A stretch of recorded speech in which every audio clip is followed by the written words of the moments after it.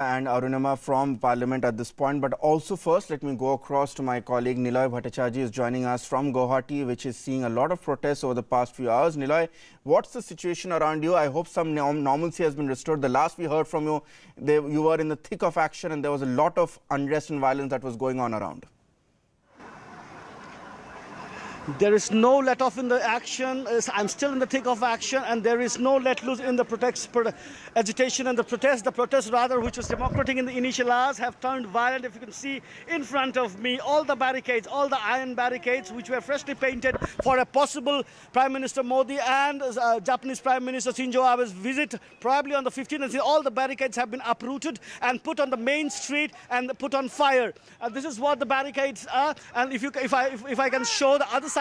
If I can show the other side, this is the kind of situation on the road. The stones, there has been thorough, continuous stone pelting. The fire engine, which was brought to disperse the crowd, to throw fire cannons, water cannons. The entire fire engine has been broken down by the protesters. The fire engine had to leave the place. You can just see in front of me, and if I can go a few paces ahead, the protest is now gaining momentum. The protest, which was merely into slogans and rally towards the Secretariat, now has gathered in front of the Secretariat from all sides. The students, which initially was led by students, now people after their regular job has come to join the protest, and the number of protesters is swarming by every passing hour. It's just in the front of the Secretariat, and the police force, the security force are in a jiffy because things have become too precarious, because in any moment, if things are not put into control, the protesters can barge into the Secretariat, and then really things would turn violent. The protesters have been so there have been a few instances where a couple of security personnel were injured, a couple of journalists have been injured due to stone pelting, and the security personnel put on deputed here have fired tear gas. They have pelted rubber bullets, but those seems not to be enough to deter the determination of the protesters. If you can see, if I can take you a few paces, and this is interesting. This is interesting. If you can see, in front of me, what I show you is the Assam Secretariat. In front of me is the Assam Secretariat, and what the people behind the barricade are the government official of Assam Secretariat. Now, after their work, because they cannot come out, and in front of them, the protesters have been protesting for the last 6 to 7 hours. Now they have joined the protesters. They have started clapping, shouting slogans, and even showing placards, "Stop cab," Assamese towels, slogans. And these are the protesters who are government employees. They are Secretariat employees. They work in the Secretariat. They work in the Assembly. Now they too have joined the bandwagon of the protesters. On the other side, if you see, these are the protesters. They have been here for the last 4 to 5 hours. They have actually squatted in front of the Secretariat and have said they won't leave the place. Still, the bill is put off or actually scrapped. बातिल होना ही है जी आज cab बातिल होना ही है। आज cab बातिल नहीं होगा तो हम लोग इधर ही रहेगा, और कैब आएगा तो फिर हम लोग सेल्फ डिटर्मिनेशन के लिए आसामीज पीपल फाइट करेगा। Assamese people fight karega self-determination ke liye. I would go to the girls who are from the universities, who are from the colleges. They have actually come from the colleges to protest here. जी, सबसे पहले तो जानना चाहेंगे कि अब cab Rajya Sabha में discussion हो रही है, तो अब प्रोसेस है कि वो अंत की तरफ जाएगा, पास हो या ना हो। आप लोग यहाँ पे आए हुए, ये प्रोटेस्ट कब तक जारी रहेगा और प्रोटेस्ट किसके खिलाफ है? प्रोटेस्ट हम लोग को सरकार के खिलाफ है। वो लोग हम लोग को ये समझ में नहीं आ रहा है, इतने लाख जो जनता आज बाहर आ रहे हैं, उन लोग का इमोशंस क्यों समझ में नहीं रहा है। इतना हम सब लोग तो मूर्ख तो नहीं है, सबके पास तो दिमाग है, तो उन लोग को सोचना चाहिए उन लोग का जनता क्या चाहता है। नेक्स्ट टाइम सरकार जब आएंगे तो हम लोग क्या होप रखेंगे। हम लोग को सरकार से कंप्लेन है, वो हम लोग का सरकार हम लोग को प्रोटेक्ट क्यों नहीं कर रहा है। उन लोग को क्या चाहिए, बांग्लादेश से उन लोग का प्यार होना चाहिए, हम लोग का अपना देश से उन लोग का प्यार होना चाहिए। So you see, the voltage is high. The voltage is high. The drama is on its peak. the protesters, they budged to move out from this place. They have actually squatted in front of the secretariat. More and people are joining the entire group, and things are getting difficult for the police to contain them. As it gets dark, then it's really tough for the police force to contain the ever-swarming group which are protesting against the Citizenship Amendment Bill. And let me tell you that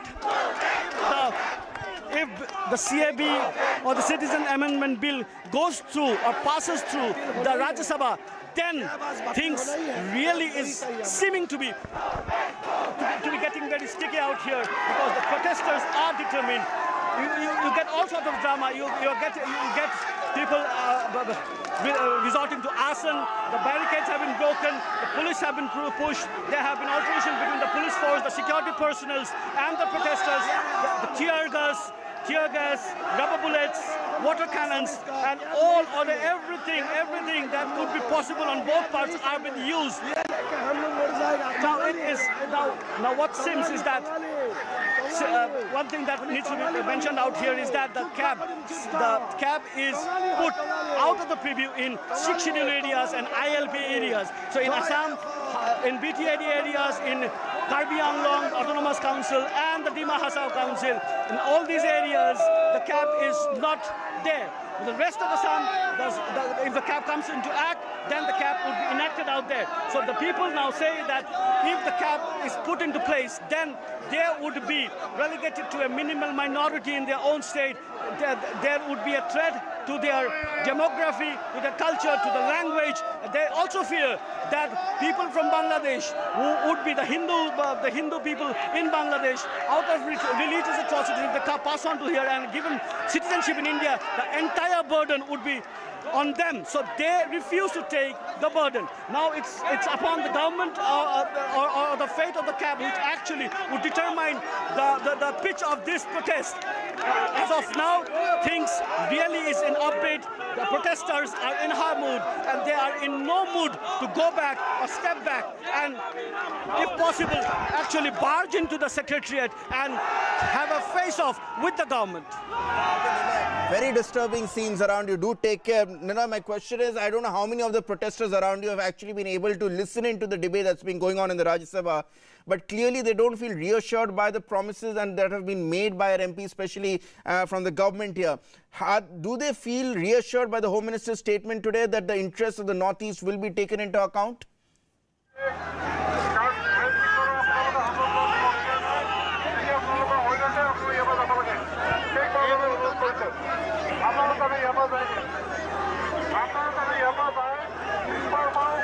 Nila, all right, I'm going to try and go back to Nila, but as our viewers could see, there's a lot of distance.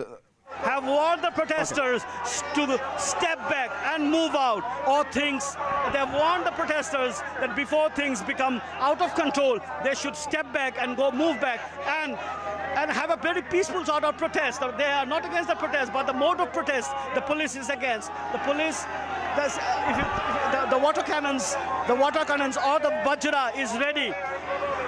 Now the protesters have started pelting stones, water bottles on the police force. They say that the CRPF are no people to contain them. It is not a fight against security forces. It is a fight against their rights, and the CAB actually infringes their very vital rights. So now, in any moment, the police would fire the water cannons to disperse the mob. And if I can show you the live visuals, how things are turning out to be, just in front of the Assam capital complex, that is Dispo.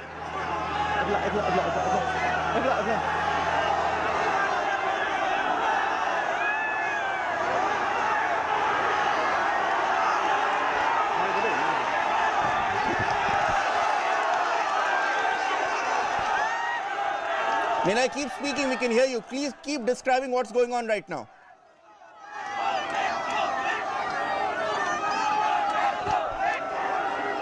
Pardon me, I am not getting you properly.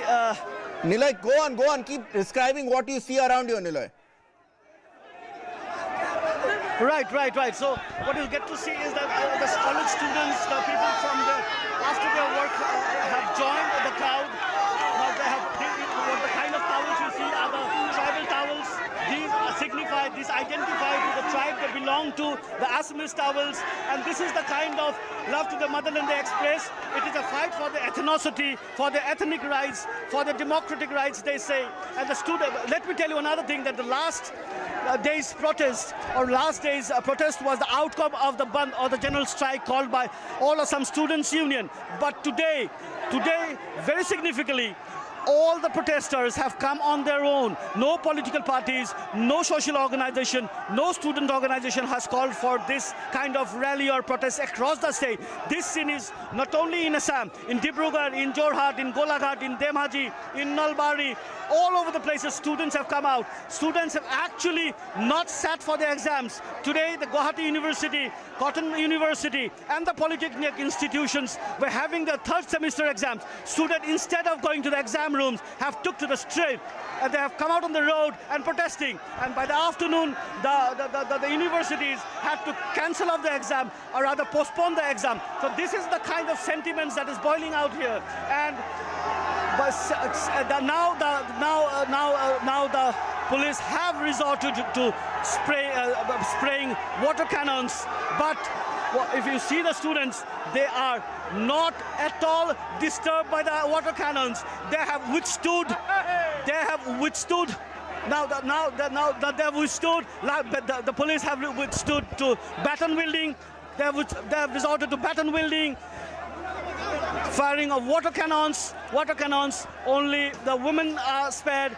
But they are trying, because the police cannot take chances. I repeat, the police cannot take chances because the agitation is just in front of the capital complex at Dispur. And in any moment, if things goes worse, then the very place where the chief minister and the cabinet minister sits, that would be barged into, and the protesters have shown signs for that. So as it is dusk in northeast, in Guwahati, as things are getting dark, and now they are pelting stones. It's getting difficult for us also.